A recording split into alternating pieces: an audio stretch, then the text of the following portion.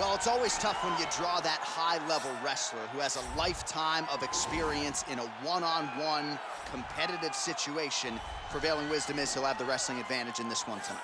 As his dad said, the moment he introduced him to the sport, he knew that he was made to be a wrestler. The kid slept in his headgear.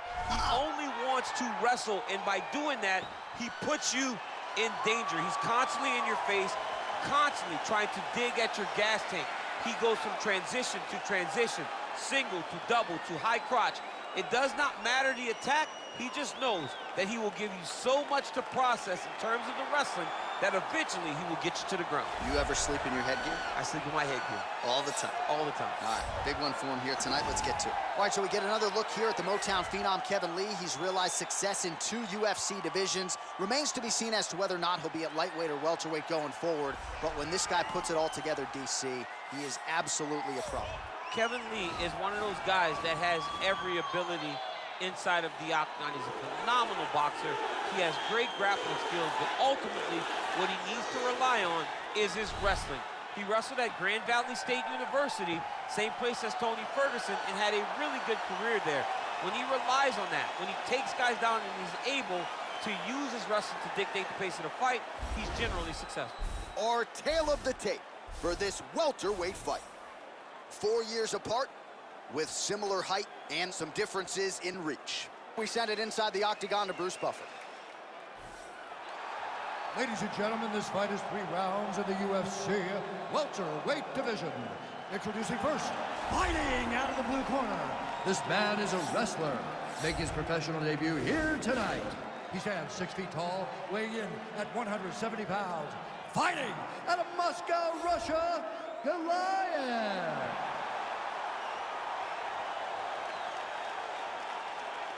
And now introducing his opponent, fighting out of the red corner. This man is a wrestler, holding a professional record of 18 wins, 7 losses. He stands 5 feet 10 inches tall, weighing in at 170 pounds. Fighting out of Las Vegas, Nevada, USA, Kevin the Motown Phenom Lee. And when the action begins, our referee in charge, Herb Dean. All right, Herb Dean, third man in the octagon for this one. Ready. Ready to fight? All right, here we go with round 1, and sometimes when you have a closely contested matchup on paper. Those are no.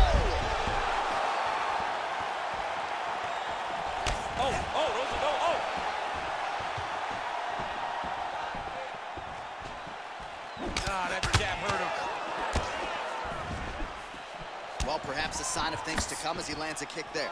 Nice kick landed by this gentleman. Punch over the top.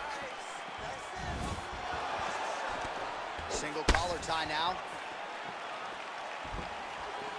Strong kick to the outside of that lead leg for him there. You do not want to eat too many of those. No, you can't. He does not wind up on that kick, but he somehow is managing to land it with so much force.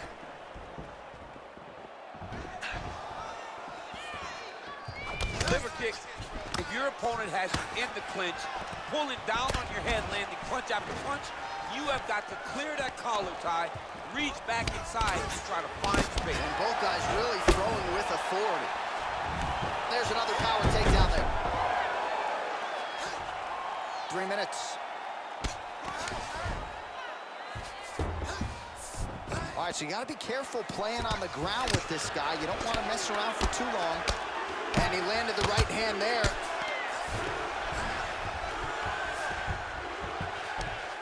Strong bottom work here, staying busy.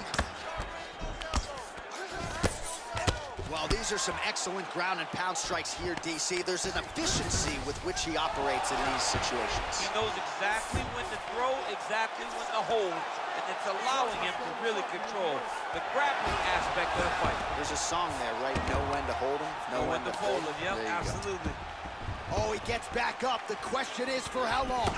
So just over 20 total strikes, and counting, as you see there, have already landed for Kevin Lee. What a fantastic strike to throw at the exact right moment. He deserves this moment. Go finish his fight.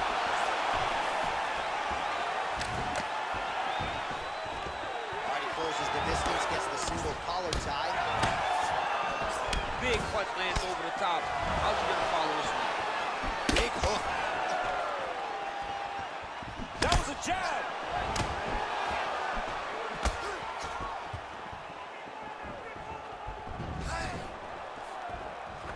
Oh, collar tie. Lee's. This might be the biggest shot of this entire fight. He landed a massive hook to put his opponent on wobbly legs. Huge strike lands there, and somehow his opponent's chin held up. His opponent's chin held up, but this is not on the receiving end of those types of strikes. The horn sounds for the end of round one. Last round's over. He took his best shots and smiled back at him. It's your turn.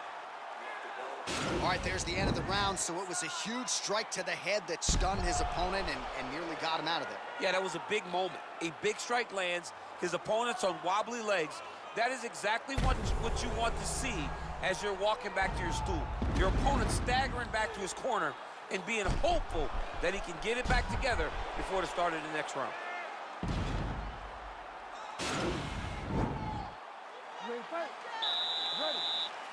All right, round two. Huge strike lands there. Somehow, his opponent stayed upright. I mean, he's still on his feet, but he's not up by much. Right hand on point. You don't know when that leg kick's coming.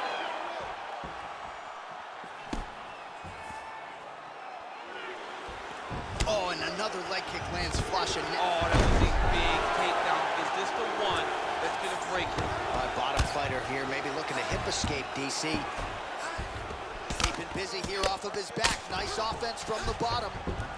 All right, half guard position here. We'll see what he can do with it. A lot of weapons at his disposal from this dominant position. Oh, man.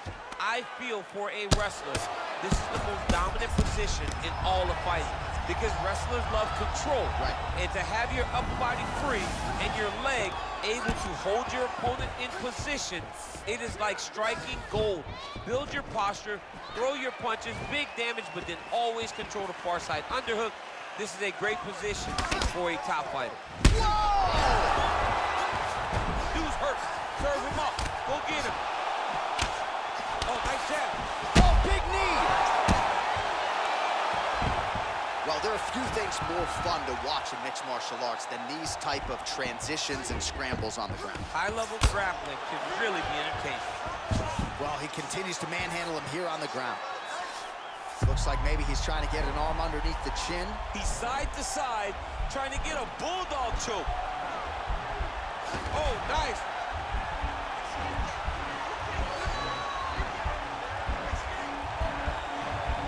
You don't see this very often. Most times it happens at a family barbecue. The only time we've seen it in the octagon is Robbie Lawler versus This might Espn. just be a matter of time.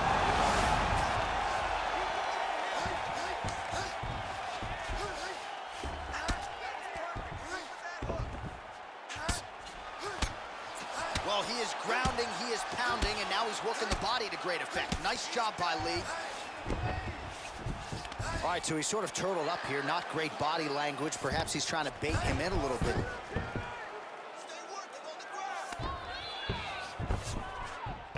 All right, he's very comfortable fighting off his back, DC. Now looks like he's trying to hip escape. Yeah, he's trying to hip escape or maybe look for a Kimura here. Well, you got to stay busy on the bottom. He's doing it here. Nice punch.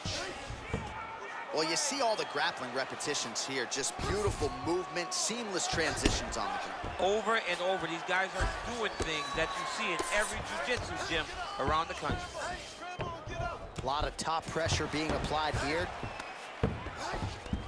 All right, good movement by him here on the ground. He really is a master of these transitions. He is a master of movement on the ground. You never know where he's going to be. All right, that's the end of round number 2. All right, let's get you a replay from that previous round. It was the big knockdown courtesy of that kick that nearly closed the show for good. It almost closed the show, but nothing's more discouraging than when you get somebody hurt that bad and you don't shut the door.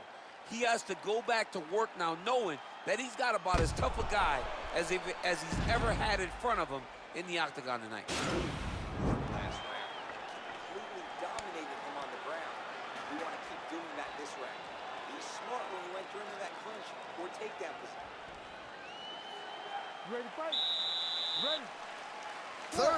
underway.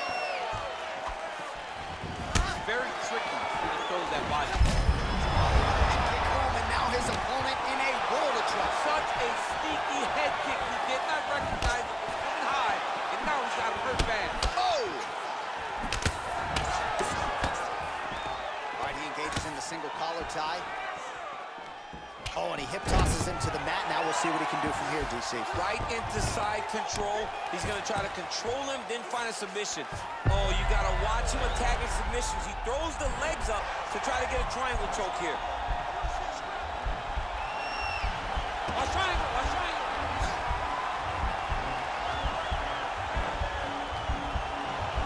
There he is. He's moving to the finishing position. Now watch, he goes parallel right next to his opponent. When it's time to finish, he might have got it with a choke.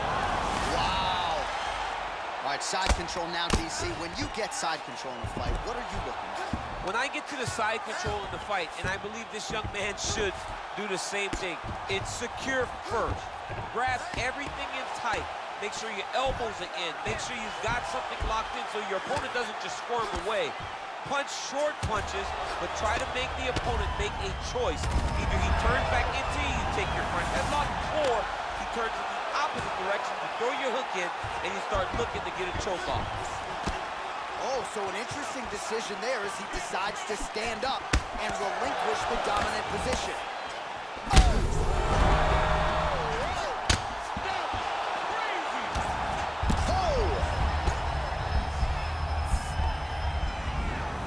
2 minutes now to go in the fight.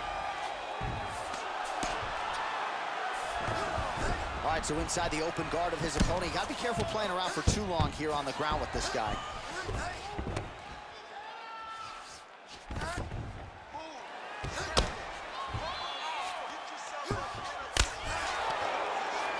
Now he's gonna attack the triangle choke here.